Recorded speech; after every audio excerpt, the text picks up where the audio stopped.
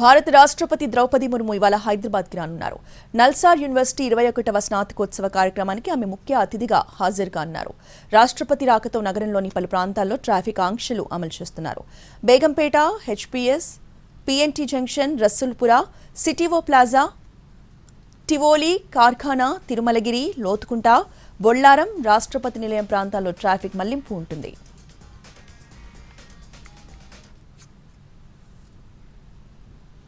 BJP chief Nadda ఇవాళ తెలంగాణ పర్యటనకు వస్తున్నారు. సాయంత్రం 4 గంటలకి బేగంపేట ఎయిర్పోర్ట్కు ప్రత్యేక విమానంలో చేరుకుంటారు.